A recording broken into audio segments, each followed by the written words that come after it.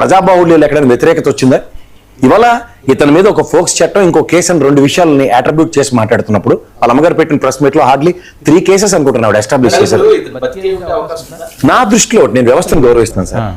Worst కేసులో అతను బతికి ఉండే ఛాన్సెస్ ఉన్నాయి. ఎందుకంటే 29న గౌరవ న్యాయస్థానం ఊరుకోదు, తోలు తీసేస్తుంది వీళ్ళకి. నాకు తెలిసి డీజీపీ గారిని కూడా అక్కడ నిలబెట్టిన నేను ఆశ్చర్యపడను. అండ్ ఎంటైర్ ఎస్పీ స్థాయి నుంచి ఏసీపీ స్థాయి వీళ్ళందరికీ కూడా హ్యూజ్ పనిష్మెంట్స్ ఉంటాయి. ఈ recent Tamil Nadu example is a practical example. ఎందుకంటే ఎవరో అంబటి రాంబాబు గారు ఒక వీడియోలో చచ్చిపోయిన గోర్లు పీకేశారని చెప్పిన తర్వాత they are getting huge mobilising from all various ends. ఇవాళ ప్రభుత్వ బాధ్యత. ఇవాళ నేను ఇందాక నేను దిశా చట్టం విషయంలో ఎక్స్ప్లెయిన్ చేస్తుంది ఏంటంటే ప్రభుత్వం అండ్ పోలీస్ డిపార్ట్మెంట్ తీసుకున్న సమన్వయ నిర్ణయం ఎన్కౌంటర్స్. ఇవాళ ఇది ఎన్కౌంటర్ కాదు, లాకప్ డెత్. లాకప్ డెత్ కి పోలీస్ వ్యవస్థ ఎంతవరకు పనిచేస్తుంది అన్న దాని మీద ప్రశ్నని సమాధానం ఇవ్వవలసిన బాధ్యత గౌరవ డిపార్ట్మెంట్ మీద కన్నా గౌరవ ప్రభుత్వం మీద ఉంటుంది. ఎందుకంటే లా అండ్ ఆర్డర్, ఈ పోలీస్ వ్యవస్థ ముఖ్యంగా లా అండ్ ఆర్డర్ విషయం మాత్రం గౌరవ ముఖ్యమంత్రి గారి దగ్గర ఉంది. హోమ్ మినిస్టర్ దగ్గర మాకు కేవలం హోమ్ మినిస్టరే ఉన్నారు. సో ఈ లా అండ్ ఆర్డర్ విషయంలో ముఖ్యమంత్రి గారి ప్రతిస్పందన మనం చూసాం. As soon as he comes back from Singapore నుంచి రాగానే ఇన్స్టెంట్ రియాక్టివ్ మోడ్ లో సస్పెన్షన్ చూడే. దీనికన్నా ముందు ప్రొయాక్టివ్నెస్ గౌరవ డిపార్ట్మెంట్ నుంచి ఎక్కడ ఉంది?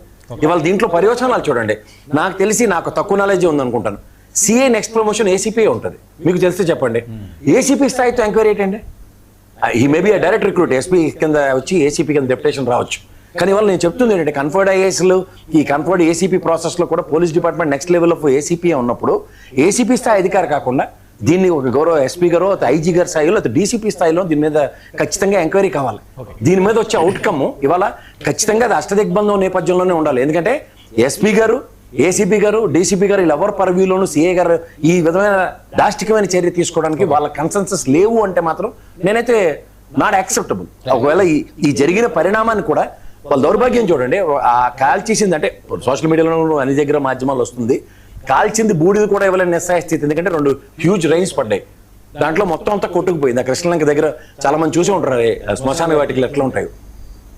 సో ఈ నాగరాజు విషయం కాదు, అది జరిగి ఉంటుంది అంటారా? అంటే ఇప్పుడు మనం సోషల్ మీడియాని మెయిన్ స్ట్రీమ్ మీడియా ఎవరు కవర్ చేయలేదు, ఎవరు తెలివితేటలు వాడారు. ఏంటి దేనికి నవ్వుతున్నావు విజయ్? ఒక్క నిమిషం ఆగండి. విజయ్కి ఇచ్చే ముందు నేను ఇంకొక సబ్మిషన్ ఇస్తాను. ఇతను ట్రాక్ రికార్డ్ కనుక చూస్తానండి, అతను నైట్ పికెటింగ్ ఈ గంజాయి తాగిన వాళ్ళని ఎంటపెట్టి తనడం, కర్ర పెట్టి కొట్టడం ఇవన్నీ చేసి